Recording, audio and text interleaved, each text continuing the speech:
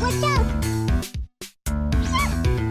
So, Pokemon just released 3 new trailers showing off the DLC for Pokemon Legends EA. There's some crazy stuff in these trailers too, but there's also a lot of things that they didn't show that we were hoping for in the DLC, and we're gonna go over everything. We're gonna go over the good things, the bad things, and just the things in general because there was a lot to see here. So, Pokemon Legends EA was already one of the more difficult games in the series, but things are going to get even more difficult because now we're going to have Pokemon that are going over level 100. That's insane. And be honest, who here actually thought that this would happen? Who thought this would be a gameplay mechanic that they introduced? Again, we went over this yesterday when I was going through predictions. I knew it was going to be something off the wall that I never could have predicted, but I tried anyway. And sure enough, they still surprised us today with something completely insane that nobody could have saw coming. Like, I don't think we even saw this in any leaks as far as I know. But then again, I avoided a lot of leaks just because I don't like spoilers. However, I feel like I would have heard of this by now. So I don't think that this was even shown off in leaks. So level 120, I think we even saw like a level 140. I think it goes up to 150. The whole thing is unprecedented. We have never seen anything like this in a Pokemon game. Yeah, 142. Like, not even spin-offs let you go over level 100, right? Am I crazy? So it's good to know that the difficulty is still going to be a thing going into the DLC compared to the main campaign, which I also thought was pretty difficult at certain spots. Again, not like insanely so, but for a Pokemon game, it had some challenge to it. Now, Mega Dimension, as we know by the title, was going to feature Hoopa. And not only are we featuring Hoopa, we got this little girl too that does stuff with Hoopa. I don't feel bad. I want to feel bad, but I'm not going to feel bad because you just know we're going to steal Hoopa from this little girl. We're going to do it because you're not going to have Hoopa in the game for this Gen 6 game and us not be able to catch it and have it on our team. So what's this little girl going to do when we take Hoopa from her? Or are we going to get like an alternate reality Hoopa? Or does only one Hoopa exist in the multiverse? Because we're going to be going through these like dimensional wormholes or something, right? With Hoopa's powers, or I guess they won't be wormholes. That's a Gen 7 thing, but these dimensional rifts, I think is what they call them. And speaking of multiverse, we're going to be seeing what I assume is a different reality version of Karina because they call her like successor Karina or something like that. And she is decked out. I don't know if it's in this trailer or in a different one where she's got like a vest full of mega stones. Yo, she is going crazy. Oh yeah, right here. She's got a whole vest full of mega stones. What is she gonna do? Is she gonna have a full team full of mega evolving Pokemon and we're gonna have to fight her? Again, the difficulty is gonna be a thing here that's gonna play into the overall challenge and draw of this DLC for fans who might be on the fence. So it's going to be nice to have a challenge if she does mega evolve every single Pokemon on her team. That'll be a really fun battle. Now again, story's not really my focus here. However, I do want to point out something they said in this trailer, and that has to do in regards with the dimensional rifts is going to take us into an alternate reality. Sure, we already get that, of Lumio City specifically, but they said that on the other side of these rifts, we're going to see new things and people. And they made a big deal about it with the way that the narrator said it, as if it's going to be some people we've already known before. And just going by the name alone, these are rifts, right? Where was the last place we saw rifts? It was in Pokemon Legends Arceus. And who was in charge or responsible for those rifts? It was Giratina and Volo. So, do we think that Volo is going to return here? Now, I don't want to spoil myself on this too much by getting a definitive answer. However, I do want to know, and this will give us a hint on if that will actually happen, if Togepi is coming back with this DLC. Not only do I want Togepi back because it's one of my favorite Pokemon in that entire line, and I also really want a Mega Evolution for Togekiss, but also because Volo uses Togepi, and that's like his main partner Pokemon, because he's so me. So I want to look this up real quick, and no time's gonna pass for you guys, but it's gonna pass for me. So it's gonna be kind of cool, like video magic moment. Ready, set. All right, I'm back. And it is a sad day in hell because Togepi is not returning in the DLC, which means we are probably not going to see Volo. And I'm not getting my favorite Pokemon back. Oh, that's so sad. It's okay. There's plenty of Pokemon I love in ZA. But it is sad that my favorite Pokemon of all time will not be in the game. But it's okay. I journeyed with Togepi in Pokemon Legends Arceus, and as much as I would love to see them here, I am getting my chance to shine with some other Pokemon, like Larvitar. So I'll just have to make do. Now, continuing on though, the new Mega Forms, I do want to talk about my thoughts on them because, you know, we got the new Baxcalibur Mega and we got the new Chimecho Mega. And I don't know about you guys, but I love these. So Baxcalibur already has a cool design and the Mega doesn't go too far away from the original design. And I don't mind that because, again, I really like the original design, but Chimecho varies greatly. And honestly, I already love Chimecho, but I love this even more. This is phenomenal. This is a phenomenal Mega. I love all the little chimes, wind chimes on this bigger overarching chime that Chimecho becomes a part of. Oh, this whole thing is glorious. Oh, and the little thing up, the bow up here is very reminiscent of Chimecho's pre-evolution, which is really cute too. I love how it's a callback to that while also evolving further. Like the whole thing is so cool. I'm being honest when I say this is one of, if not my favorite Mega evolution now, or at least of the new ones, the Chimecho one. Oh, also this attack from Baxcalibur is so cool. The way he goes feet up and just lunges at the enemy. It is so cool.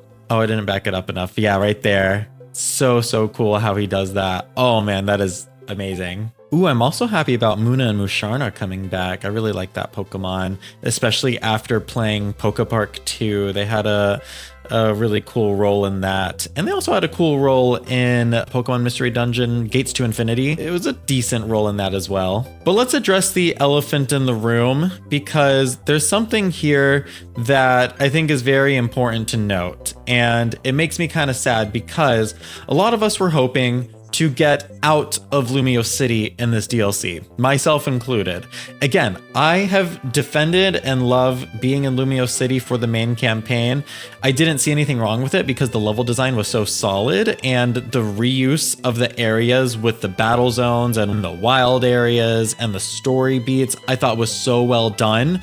However, I do think this DLC needed to address some concerns that fans would have, and the biggest concern fans had was the game taking place solely in Lumio City. This DLC had the chance to alleviate that by taking us out of it, but instead we're getting Neo Lumio City. It's just an alternate dimension version of Lumios, and it looks cool, don't get me wrong, but it's not what we wanted. And if I'm being real honest, it's just too similar. It's just a grayed out version of the world. And according to the trailers, with the way they explain this, apparently you don't even get like the full open Lumio City when you go through these portals. It's only going to segment off like a specific zone for you when you go into the portals.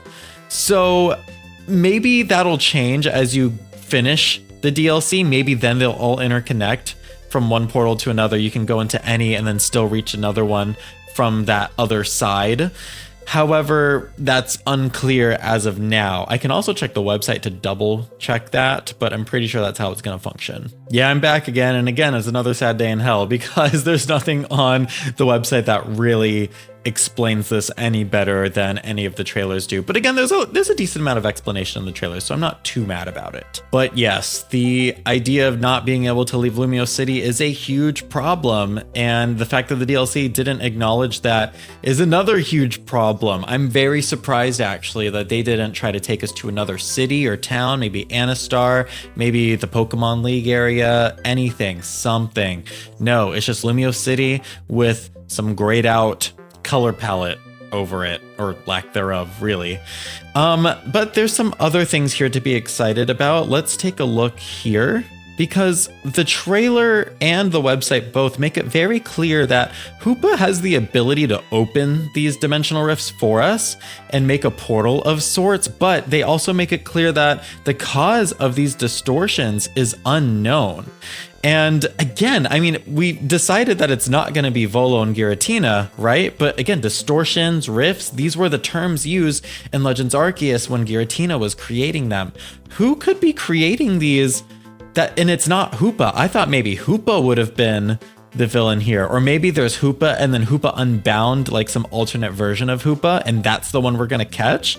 So maybe this Hoopa is helping us and is going to stay with the little girl, and we're going against some Hoopa Unbound that we're going to end up catching and then being able to keep for ourselves and switch them between the Unbound power form and the regular form. Maybe. Who knows? It also looks like we're going to be able to put our own Pokemon up to these higher levels too with the food that she gives us. Maybe. I think that's what this is saying. Also, the LOL, the calorie count.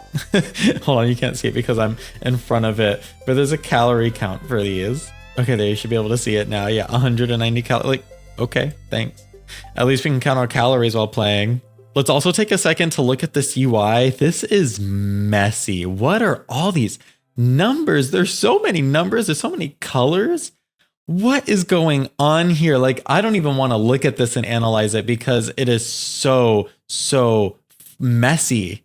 There's so much. Just a bunch over here too and here. And it looks good. It looks pretty, but it is so cluttered. What in the JRPG is this? Man, it's cool that we're getting new story though. And again, this new alternate world does look really pretty, especially this spot here. Like it's turning colorful. I wonder if there's going to be certain spots that are more colorful like this versus just the grayed out color palette, because most of what we saw was just grayed out before. I don't remember this like rainbow look. Oh, also look what it did to the warp zones. They're all distorted and stuff. Can we not use them anymore? I wonder. Ooh, this is kind of cool. And this is looking like an emotional moment because our character looks sad. And watch, Townie slash, what's the male version's name? I always forget. City, is his name based off City? Because hers was based on Town. Urbane, no, it was Urbane. But look, watch, they're gonna like clench their teeth here. Ooh, they're angry while we're sad. What is going on here, guys? I don't know about you, but I'm excited for this DLC. I know that it's not doing a lot of the things that we wanted. It's not taking us out of Lumiose City, and it's not giving us, apparently, from what we've seen so far, it is not giving us rollerblades or roller skates or even ride Pokemon, which again is another issue. Yes, but what it is doing, it looks really fun. Now, there is something that I've thought about after the fact that I want to discuss here with you guys, because this is a $30 paid premium priced DLC, and it seems to be only one part. Whereas in the past, when we've paid this premium $30 price tag for DLC, it's been for like 2-part DLC. So with Sword and Shield, we got the Isle of Armor and then the Crown Tundra. And when you put it all together, it was like a whole nother game, right?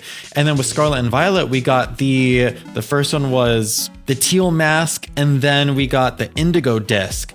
This one though is just the Mega Dimension. And I don't think that there's going to be a rollout of several waves for this DLC, as far as I know. We're going to get some stuff with the ranked battles that's going to come in waves, but it's going to be like one Pokemon, then another Pokemon, or the Mega Form. One Mega Form for Pokemon, then another Mega Form for Pokemon. But we're not getting like another part of the DLC itself. And I think those new Megas are not specific to the DLC. I think you can get them with the base game. You can get Deontay with the base game. And that's something I have not talked about yet, is that they're also adding a free update patch for the game in general where you can catch Deontay. I think that's how you say its name. And I'll admit this trailer was pretty underwhelming because it looks like you're just going to go up, fight it, and catch it. Like, what?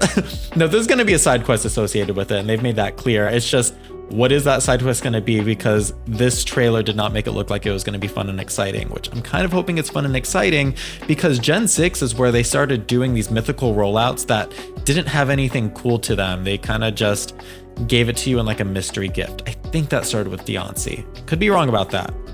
but I'm pretty sure that's where it started. So giving us a side quest that'll make her more memorable, I think is very pivotal at this point, personally. But yes, it is odd that we're only getting the one wave of the DLC with the full $30 price tag. And this is not going to beat the allegations of players feeling like we're getting extorted more nowadays. Like ever since the Switch 2, really. I mean, okay, for Pokemon since the Switch 1, but with Nintendo in general since the Switch 2, it's come to a head. It's no longer just Pokemon that seems to be doing these really scummy practices. It seems to be Nintendo and all of the closer related developers related to Nintendo. And now Pokemon is no different. Pokemon was already really greedy, and now it's going to seem to be even greedier with this. Again, I don't know how much content is packed into this DLC, but seeing only one wave is very worrisome when we used to get 2 waves for the same price tag.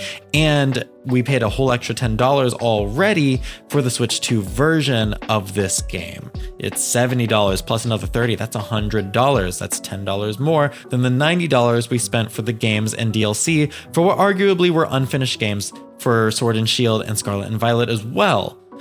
People are not going to be happy about this. I can already see the raging online this far away. But this DLC releases December 10th, I believe.